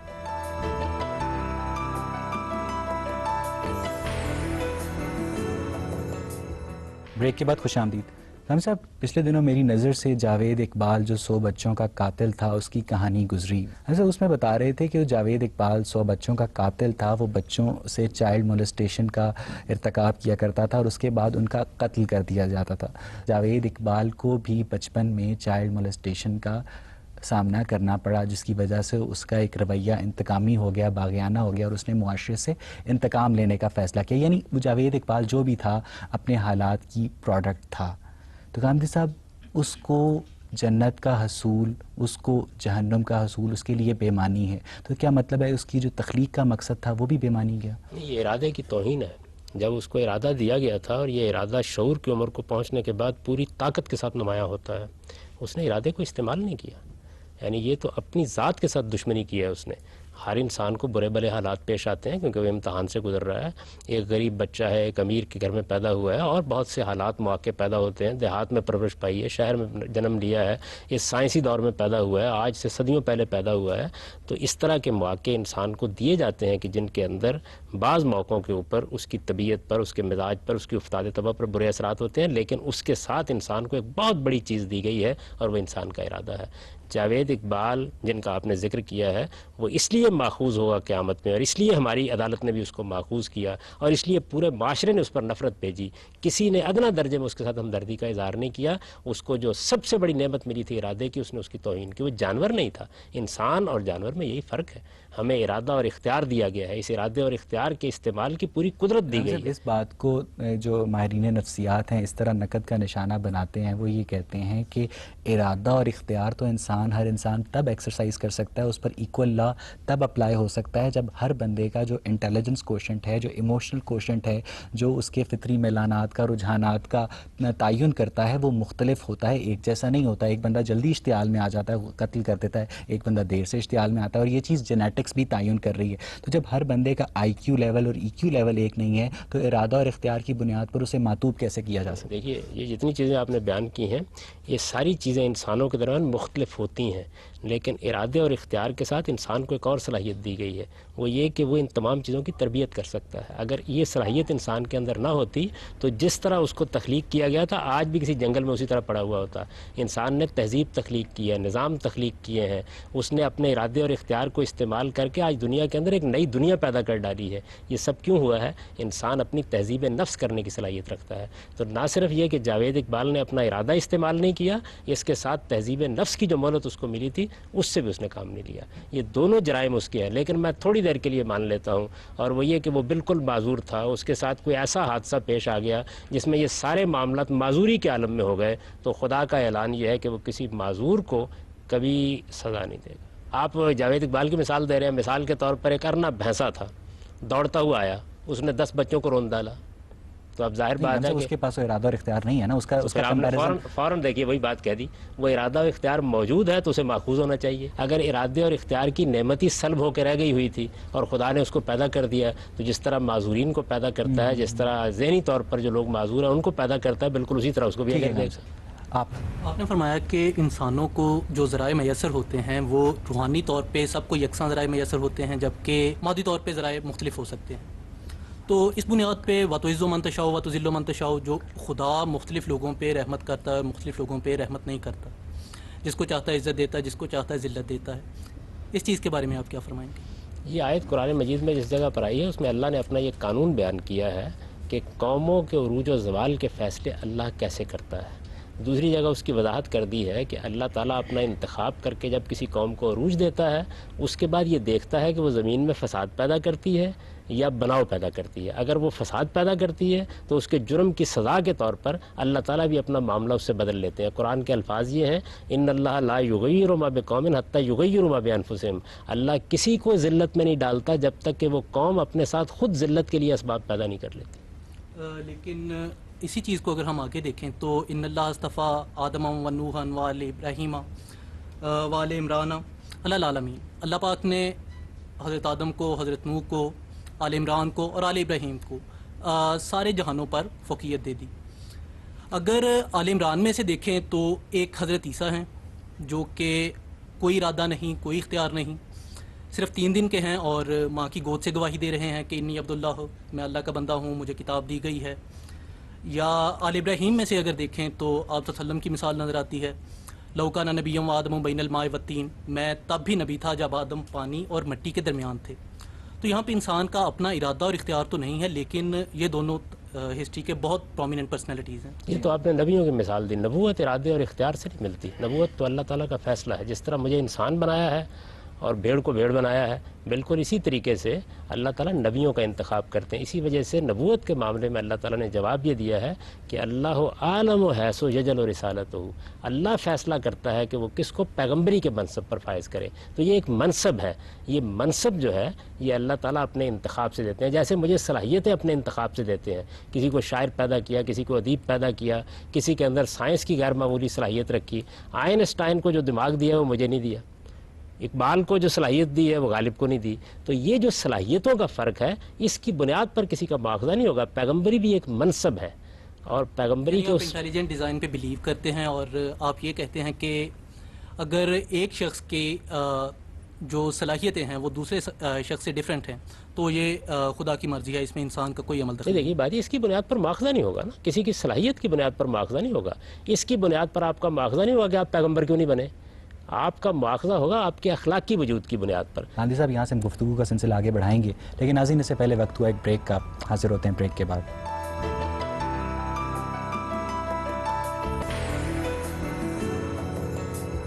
بریک کے بعد خوش آمدید. جی آپ پوچھیں. جی صاحب، آپ نے بات کی ایک نیت کی، ایک ارادے کی اور پھر ایک ذمہ داری کی. اگر کوئی شخص عالم دین ہے اس کے اوپر یہ ریسٹرکشن لگائی گئی ہے اسلام میں کہ اس نے اگر اپنی ذمہ داری پوری نہ کی تو اسے سزا دی جائے گی. دوسرا وہ ہے جس نے ارادہ کیا، جس تک کوئی دعوت نہیں پہنچ سکی. مثلا سندھ کے کسی دور دراز کے دیہات کے اندر کوئی شخص ہے، وہ مسلمان ہے، اس تک پیغام نہیں پہنچ سکا، ہدایت کی دعوت نہیں پہنچ سکی.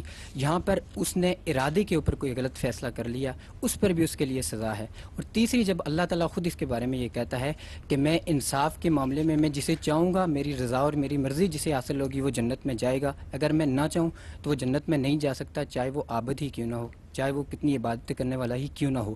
تو یہاں پر عصر حاضر کے اندر یہ سوال اٹھتا ہے کہ اس 3 طرح کی یہ جو کیٹیگریز سامنے آتی ہے ان کے اندر پھر ایک کنٹراڈکشن آتا ہے. اس میں اسلام اس کا کیا سولوشن دیتا ہے ذمہ داری کے حوالے سے، ارادے کے حوالے سے، اور تیسری جو ہے اس کے نیت کی بات آپ نے کس بنیاد پر کہی کہ اللہ تعالیٰ اپنی مرضی سے فیصلہ کریں گے؟ یہ تو نہیں اللہ تعالیٰ نے کہیں گا میری رضا ہوگی جس کو وہ جنت میں جائے گا. ایسا کہ اللہ تعالیٰ نے کہا. وہ تو یہ کہتے ہیں کہ تمہارے عمل کی جزا ہے جنت. یہ بات اللہ تعالیٰ نے جگہ جگہ واضح کی. جزام بما کسبا. وہ تو تمام دنیا کی سزائیں بھی بیان کرتے ہیں تو یہ کہتے ہیں کہ یہ تمہارے عمل کا بدلہ ہے. بار بار اس بات کا اعلان کرتے ہیں. وہ یہ بات کہتے ہیں کہ کوئی دوسرا میرے اوپر اپنی مرضی مسلط نہیں کر سکے گا. میں جو فیصلہ کروں گا وہ فیصلہ اپنے علم کی بنیاد پر کروں گا، حکمت کی بنیاد پر کروں گا اور ان لوگوں کے حق میں کروں گا جو واقعی اس کے مستحق ہوں گے. کوئی دوسرا میرے فیصلے کو تبدیل نہیں کر سکتا. اللہ تعالیٰ کی کتاب ایک غیر معمولی نعمت ہے ہمارے پاس. یعنی انسان فلسفے کے صحراؤں میں سرگرداں رہتا ہے اور وہاں کوئی روشنی اس کو نہیں ملتی. ادھر خدا کی کتاب ہمارے پاس موجود ہے. دیکھیے ایک فلسفہ زدہ سید زادے کے نام جو نظم لکھی ہے اقبال نے، تو نوجوان نسل کو کیا بتایا. پطرس بخاری گئے تھے ان کے پاس اور جا کے کچھ فلسفیانہ سوالات کیے، تو انہوں نے جواب میں یہ کہا کہ تو اپنی خودی اگر نہ کھوتا، زناری برگساں نہ ہوتا. ہیگل کا صدف گہر سے خالی ہے، اس کا طلسم سب خیالی. اور پھر یہ بتاتے ہیں کہ اقبال اگرچہ بے ہنر ہے، اس کی رگ رگ سے باخبر ہے فلسفہ زندگی سے خالی. تو آپ اس فلسفہ زندگی سے خالی اس کو سمجھیں اور اللہ کی کتاب کو سامنے رکھیں. وہ آپ کو کیا تعلیم دے رہی ہے؟ وہ آپ کو یہ بتاتی ہے کہ اللہ کا ایک قانون ہے گمراہی کا، اللہ کا ایک قانون ہے ہدایت کا. اس کے مطابق ہدایت ملتی ہے، اس کے مطابق لوگ گمراہ ہوتے ہیں. جو آپ نے فرمایا کہ سندھ میں ایک آدمی یا فلاں ہے یا فلاں ہے، جہاں جو آدمی موجود ہے، میں نے پہلے عرض کیا تھا کہ بنیادی ہدایت تو اس کے اندر موجود ہے اور دوسری ہدایت اس آفاق کے اندر موجود ہے. تیسری ہدایت وہ ہے جو انبیاء علیہ السلام کے ذریعے سے آتی ہے، اور انبیاء کی ہدایت جس کو پہنچ گئی سوال بھی اسی سے کیا جائے گا. ورنہ اللہ تعالیٰ نے قرآن مجید کی سورہ اعراف میں بتایا ہے کہ قیامت میں بہت سے لوگ ہوں گے جو کھڑے ہو کر یہ کہیں گے کہ ہماری طرف تو کوئی خبردار کرنے والا پیغمبر نہیں آیا. تو خدا کہے گا کہ وہ میں نے جو ہدایت تمہارے اندر دی تھی، میں تو صرف اس کا سوال کر رہا ہوں. جی آپ پوچھیں. کیا فلسفہ وہ ذریعہ علم نہیں ہے جو عقل کو بنیاد بنا کر آگے چلتا ہے؟ اور دوسری بات یہ کہ اس کے ساتھ ہی آپ نے ریفیوٹ کیا ہے مابعد الطبیعات کو. تو یہ خدا کا تصور ایک مابعد الطبیعاتی تصور نہیں ہے؟ حسن، خیر، اس کے علاوہ روح اور خوشی، غمی، یہ سب وہ چیزیں جنہیں ہم نہیں دیکھ سکتے ہیں. یہ سب مابعد الطبیعاتی تصورات ہیں. فلسفہ انہی تصورات کو زیر بحث لاتا ہے. تو تب ہم اس کو کس طرح سے کنڈیم کر سکتے ہیں؟ میں نے مابعد الطبیعات کے اوپر کوئی گفتگو نہیں کی. میں نے یہ بتایا ہے کہ مابعد الطبیعات کے بارے میں انسان کے پاس کوئی بنیاد نہیں ہے. دیکھیے انسان کی عقل کام کرے گی جب کوئی بنیاد موجود ہوگی. اگر میرے پاس حواس کا علم موجود ہے، میرے پاس کائنات کا کوئی تصور موجود ہے، میرے سامنے تحقیق کی کوئی چیز موجود ہے، تو میری عقل کام کرے گی. مابعد الطبیعات کے لیے میرے پاس کوئی ذریعہ ہی نہیں ہے کہ میں اس پر قیاس کر سکوں. اس میں محتاج ہوں کہ اللہ کی ہدایت مجھ کو ملے. اور اللہ کی ہدایت جب مل جاتی ہے تو یہ نہیں کہ میں اندھا ہو کے قبول کرتا ہوں. نہیں، جب مجھے جواب مل جاتا ہے. آئنسٹائن نے اس کائنات کے ایک معمے کا حل پیش کر دیا. جب وہ پیش کر دیا تو اب سمجھ میں آ جاتا ہے. تو قرآن مجید ہمارے سامنے جو فلسفے کے بنیادی مسائل ہیں ان میں جو رہنمائی رکھ دیتا ہے وہ عقل اپریشیٹ کر لیتی ہے. عقل کو اپنا کام کرنا ہے. یہ جتنی چیزوں کی آپ نے بنیادیں واضح کی ہیں، ان میں سے بعض چیزیں وہ ہیں کہ جن کا تجزیہ کرنے پر قرآن نے کوئی پابندی نہیں لگائی. علم میں کوئی پابندی نہیں. آپ اپنی خوشی کو سمجھیے، اپنے غم کو سمجھیے، اپنی مسرت کو سمجھیے. ان سب چیزوں پہ غور کیجیے. مابعد الطبیعاتی حقائق کیا ہیں؟ میری ابتدا کیا ہے، میری انتہا کیا ہے، اور میری زندگی کا مقصد کیا ہے. یہ تین سوالات ایسے ہیں جن میں فلسفے کے لیے رائے قائم کرنے کی کوئی بنیاد ہی نہیں ہے. انسانی عقل کو بنیاد فراہم کریں گے تو کام کرے گی. کام تو عقل ہی نے کرنا ہے ہر حال میں، لیکن عقل سے کام لینا کہاں ہے؟ سر، قرآن نے کہیں پہ بھی فکر یا عقل پہ کوئی حد عائد نہیں کی ہے کہ میں نے یہ نہیں سوچنا اور میں نے یہ سوچنا ہے. اس نے اس کو آزاد ہی کہا ہے. جیسے اقبال نے بھی اپنے فلسفے میں فکر کو آزاد کہا ہے، اور اس نے انسان کی جبلت سے لے کر اس کے وہ بالکل وجدان کی سطح تک کی سٹیج کو بیان کیا ہے. یعنی وہ انسان کو ایک بالکل نیچے کے درجے سے اٹھا کے پیغمبر کے درجے پر لے جاتا ہے. اور میرا الٹیمیٹ گول انسان کا جو اقبال نے بیان کیا ہے وہ معرفت الہی ہے. وہ پیغمبر کے درجے کو، اگرچہ میں پیغمبر منتخب ہے، یہاں پہ پھر ارادہ کہیں پیچھے رہ جاتا ہے. پیغمبر کے درجے تک پہنچنے ہی کو میری حیات کا مقصد بیان کیا ہے. یہ نہیں کہا کہ جنت تک پہنچ جانا ہی میری مقصد حیات ہے. اور اگر جنت ہی میرا مقصد حیات ہے اور یا دوزخ ہی میرا مقصد حیات ہے، تو جنت اور دوزخ میں جانے کے بعد کیا میں انسان نہیں رہوں گی، کوئی اور مخلوق بن جاؤں گی؟ تب اس صورت میں میرا مقصد حیات کیا ہوگا؟ یہ بات کہ مابعد الطبیعات کے بارے میں عقل پر کوئی قدغن نہیں لگا رہے ہم. وہ غور کرے گی، سوچے گی. اس کو توجہ دلا رہے ہیں کہ اس کو کس دائرے میں سوچنا چاہیے. یہ بات یاد رکھیے کہ علم صرف یہ نہیں ہوتا کہ میں کیا جانتا ہوں. علم یہ بھی ہے کہ میں یہ جان لوں میں کیا نہیں جان سکتا، میرے پاس کیا چیز موجود نہیں ہے. تو میں نے جو فلسفے کے اوپر تبصرہ کیا تھا وہ یہ کیا تھا کہ جن چیزوں پر فلسفہ رائے قائم کرنا چاہتا ہے ان کی کوئی بنیاد اس کے پاس موجود نہیں ہے. جب قرآن مجید اس معاملے میں ایک بنیاد فراہم کر دیتا ہے پھر فلسفہ کام کرنا شروع کر دیتا ہے. قرآن کی رہنمائی میں فلسفہ کام کرتا ہے، عقل کام کرتی ہے، تو حقائق کے نئے دروازے اس پر کھلتے ہیں. لیکن جس وقت وہ اس رہنمائی کے بغیر آگے بڑھتی ہے تو اندھی ہو جاتی ہے، جب ہم اس کے عقل سامنے سے- کوئی حقیقت نہیں ہوتی۔ جب ہم سوچ رہے ہوتے ہیں تو ہم اپنے مادی تجربات کو کہیں پسے پوش نہیں ڈالتے ہیں، ہم یہاں فزکس سے ہی میٹا فزکس تک کا سفر طے کرتے ہیں، فزکس کو چھوڑ کے میٹا فزکس تک نہیں جاتے ہیں۔ ہاں لیکن یہ ہوا جو نہیں، مادی دنیا ہے یعنی یہی دنیا کی ہمیں- 5000 سال کی تاریخ بتاتی ہے کہ نہیں ہو سکا۔ جب ہم نے یہ فیصلہ کیا، آپ کوئی سائنس کی اچھی کتاب اٹھائیں تو وہ شروع یہاں سے ہوتی ہے کہ انسان نے ایک بہت بڑا فیصلہ کیا کہ وائی میرا مسئلہ نہیں ہے، ہاؤ میرا مسئلہ ہے۔ اس کے بعد سائنس کی دنیا پیدا ہونی شروع ہو گئی۔ جب تک انسان ماں بعد طبیعات کی گتھیاں سلجھاتا رہا، اس وقت تک اس مادی دنیا کی طرف اس کی توجہ ہی نہیں ہوئی۔ مادی دنیا میں بے شمار اسرار پوشیدہ ہیں، نفس میں بھی مادے میں بھی، ان میں تحقیق کیجیے، نئی نئی دنیایں دریافت کریں۔ انسان کے لیے معلوم نہیں کیا خزانے اس کے اندر موجود ہیں، لیکن یہ جو 3 بنیادی سوالات ہیں کہ میری ابتدا کیا ہے، میری انتہا کیا ہے، میری وجود کا مقصد کیا ہے، اس میں مجھے بتا دیجئے کہ فلسفہ کامیاب ہو سکا آج تک جواب دینے میں۔ میں فلسفے کا طالب علم ہوں، میرے بال سفید ہوئے ان سب کو پڑھتے ہوئے۔ اگر مجھے ڈائلاگز آف پلیٹو سے لے کر آج کے سارتر اور فلاں تک اور دریدہ تک بتا سکیں آپ کہ کوئی ایک مقصد اطمینان کے ساتھ متعین کر سکے ہوں اور ان 3 سوالوں کا کوئی واضح جواب دے سکے ہوں تو مجھے بڑی خوشی ہوگی۔ ہم صاحب اب بات یہ ہے کہ جو فلسفی ہیں وہ اضطراب کو ہی انسان کی زندگی کا مقصد قرار دیتے ہیں، اور وہ کہتے ہیں کہ جب انسان کو اطمینان آ جائے گا تو اس پر موت طاری ہو جائے گی، پہلی بات۔ دوسری بات یہ کہ آپ نے ابھی گفتگو کے دوران فرمایا کہ میں کیا نہیں جانتا یہ بھی میرا علم ہے، یہاں بھی آپ نے افلاطون کا، پلیٹو کا سہارا لیا۔ تیسری بات یہ کہ ہم صاحب کہ دنیا میں جتنے بھی اس وقت سائنسدان ہیں اور سوشل سائنسز پہ کام کرنے والے لوگ ہیں وہ فلسفی کو مدر آف دا سائنسز قرار دیتے ہیں، تو آپ کس طرح فلسفے سے اتنا زیادہ ڈسکورس کریٹ کر سکتے ہیں ریلیجن کا؟ نہیں دیکھیے، میں نے تو یہ جو بات کہی ہے وہ یہ ہے کہ ہر علم جب اپنی تاریخ ایک درجے تک پہنچا دیتا ہے تو ہم کو حق حاصل ہے نا اس پر تبصرہ کریں اور یہ بتائیں کہ اس کی اچیومنٹس کیا ہیں۔ فلسفے کی اچیومنٹس 0 ہیں، اس کے بالکل برعکس طبیعیات کے علوم کی طرف جب انسان نے توجہ کی ہے، طبعی دنیا کی طرف، تو اس کی اچیومنٹ بے پناہ ہے۔ کیوں 0 ہیں؟ اس لیے کہ انسان کے پاس کوئی بنیاد نہیں تھی کہ ان کی بنیاد پر رائے قائم کر سکے، اور یہ میں نے افلاطون سے کوئی چیز مستعار نہیں لی، یہ سبق مجھے قرآن مجید نے دیا ہے۔ اصل میں مسئلہ یہ ہے کہ قرآن مجید انسان کو یہ بھی تو آپ بتاتا ہی ہے۔ کہتے ہیں نا کہ اس مادی دنیا کی ترقی کے بعد جب سے انسان نے فزکس کے اوپر توجہ دی اور میٹا فزکس سے اپنی توجہ اس نے ہٹائی اور اتنی ترقی کی، لیکن اس کی روح تو پھر خالی ہو گئی نا، اس کے جو ایگزسٹنس کا مقصد ہے اس کو ایک دوڑ لگی ہے، ہر کوئی اپنی زندگی کے مقصد کو کوئی دولت، کوئی عورت، کوئی شہرت قرار دے رہا ہے، لیکن ہیومینٹی کا گول کیا ہے؟ کیونکہ مقصد جو تخلیق سے بڑا، کہ آگہی سے بڑا خیر کوئی نہیں ہو سکتا، اور بقول آپ کے کہ خیر و شر کا شعور انسان کی فطرت میں ہے، لیکن پھر بھی لوگ اپنی تخلیق کے مقصد پر آپس میں متفق نہیں ہیں۔ اس وجہ یہ ہوئی نا کہ خالق کائنات نے انسان کو اس امتحان میں ڈالا ہی نہیں تھا کہ وہ ان چیزوں کا جواب تلاش خود کرے۔ اس کے لیے تو انبیاء علیہ السلام کا سلسلہ جاری کر دیا گیا تھا۔ انسان نے اس جواب کی ناقدری کی ہے، وہ اس کے سامنے پڑا ہوا تھا۔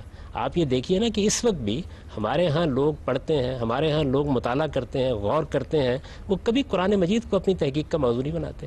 ایک کتاب موجود ہے دنیا کے اندر جو اعلان کر رہی ہے کہ یہ خدا کی کتاب ہے، اور ایک معجزہ ثابت ہو چکی ہے۔ میں عرض کر رہا ہوں کہ 14 صدیوں میں کوئی ایک کتاب دنیا کی لائبریریوں سے اٹھائیے جو 1 صدی پہلے لکھی گئی ہو اور وہ دنیا کے اندر آنے والے تغیرات کو برداشت کر گئی ہو۔ اتنی غیر معمولی چیز آپ کے پاس موجود ہے اور زندگی کے ان تمام حقائق کو بتاتی ہے جن کے بارے میں انسان کے پاس کوئی سوچنے کی بنیاد نہیں۔ یہ غلطی کی ہے انسان نے۔ طبیعیات کی دنیا کے ساتھ ایک اور ماخذ علم موجود تھا، اس نے تحقیق کی مادے پر، اس نے تحقیق کی نفس پر، کلام اللہ پر تحقیق نہیں کی، وہ بھی اس کے پاس موجود ہے۔ ایک زمانے میں کلام اللہ موجود نہیں تھا انسان کے پاس، ہمیشہ سے موجود رہا ہے۔ وہ تو قرآن مجید بتاتا ہے کہ آدم علیہ السلام کے اوپر پہلی وحی کہی گئی۔ ابھی انہوں نے آیت پڑھ کے آپ کو سنائی تھی، ان اللہ اصطفیٰ آدم و نوحا و آل ابراہیم علی العالمین، یعنی اللہ تعالیٰ نے سب سے پہلے آدم کا استفاع کیا نبوت کے لیے، ان کو برگزیدہ کیا۔ یعنی انسانی ارادے اور اختیار کا خدا کی ڈیوائن سکیم پر کیا اثر پڑتا ہے اور صوفیہ کی اس بارے میں کیا رائے ہے، اس پر ناظرین ہم گفتگو کا سلسلہ جاری رکھیں گے، لیکن اس سے پہلے وقت ہوا ایک بریک کا۔ حاضر ہوتے ہیں بریک کے بعد۔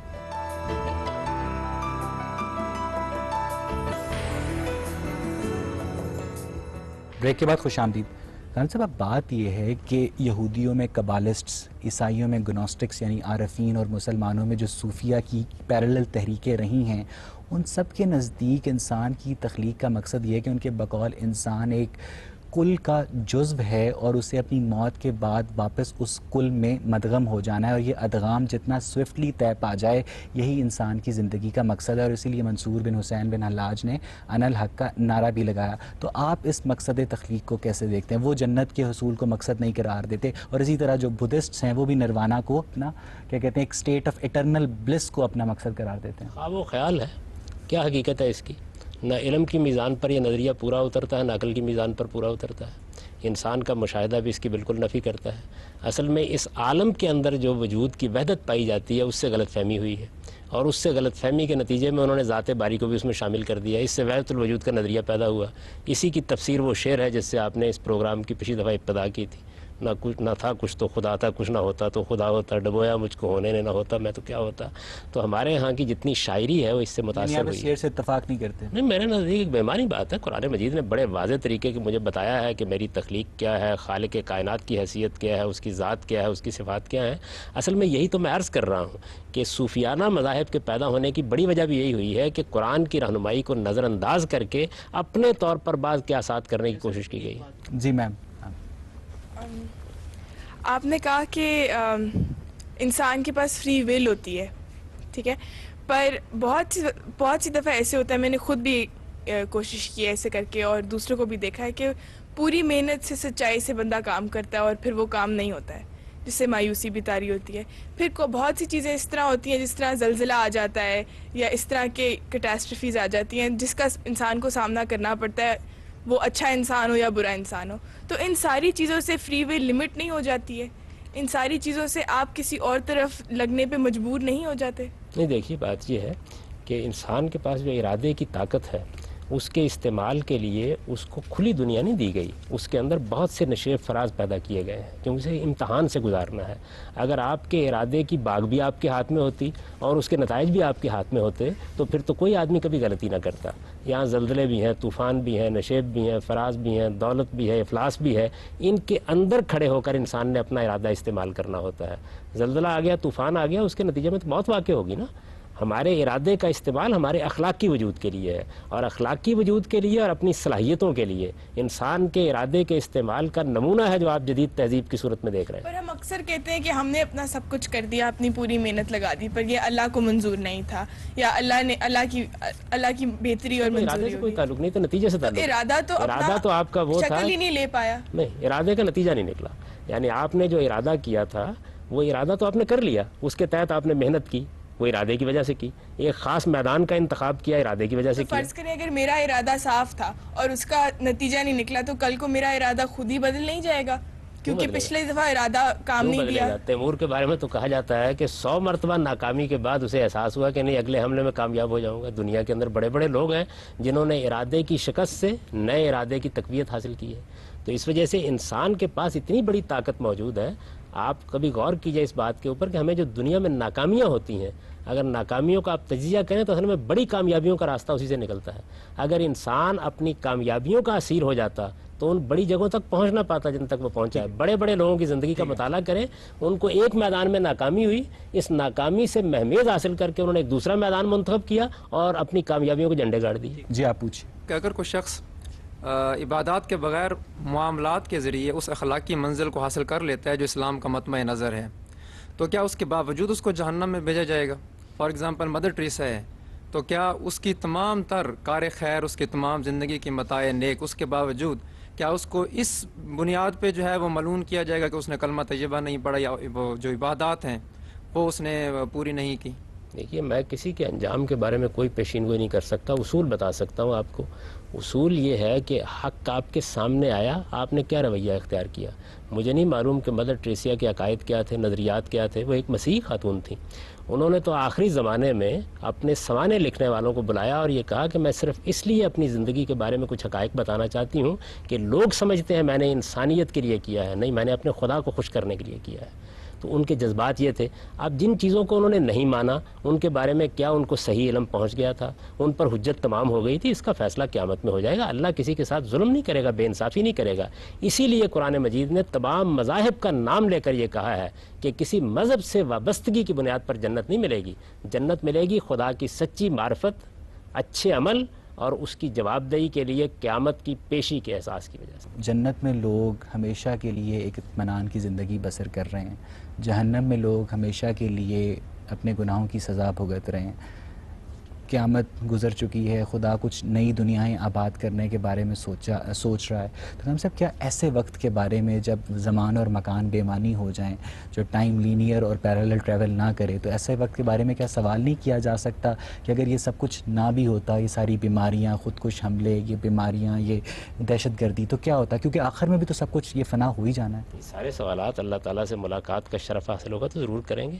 ایسے یعنی یہ انسانی دماغ میں بھی کلیئر نہیں ہے. یہ بات یہ ہے کہ اس دنیا کے اندر ہمارے کچھ حدود ہیں, کچھ سوالات جو ہماری زندگی کے لیے ضروری ہیں ان کا جواب ہم یہاں پا سکتے ہیں اور جد و جہد کرتے رہتے ہیں. کچھ سوالات ایسے ہیں جن کے جوابات ہمیں یہاں نہیں ملتے اور وہ اگلی دنیا میں جا کر ہمارے سامنے حقائق کھلیں گے تو ان کے جوابات بھی مل جائیں گے, اور نہیں کہا جا سکتا کہ اس کے بعد کیا سوالات پیدا ہوں گے جن کے لیے پھر کسی اور ایک دنیا کا انتظار کرنا پڑے. غامدی صاحب, یہاں پہ ہم آج کی گفتگو کا اختتام کرتے ہیں. ناظرین, تخلیق کے اسرار ہوں یا توجیہ کی تکرار, بات نتیجے کی ہے. جو اگر انسان کو جینے کی آرزو اور مرنے کا حوصلہ دیتا ہے تو اس نتیجے کو مقصد حیات کہا جا سکتا ہے. رہی بات اس مقصد کی صداقت کی, تو مذہب اس مقصد کو, جیسا کہ غامدی صاحب نے فرمایا, بندگی کے نتیجے میں جنت کا حصول قرار دیتا ہے. سائنس ارتقاء کا دامن پکڑتی ہوئی کسی بھی نتیجے تک پہنچنے سے فی الحال قاصر دکھائی دیتی ہے, اور فلسفہ مابعد الجدیدیت کے رستے فطرت پرستی کی جانب لوٹتا دکھائی دیتا ہے, جبکہ متکلمین زندگی کے مقصد کو زندگی ہی قرار دینے پر مصر ہیں. اس کے ساتھ ہی اپنے میزبان اویس اقبال اور پروگرام غامدی کی پوری ٹیم کو اجازت دیجیے.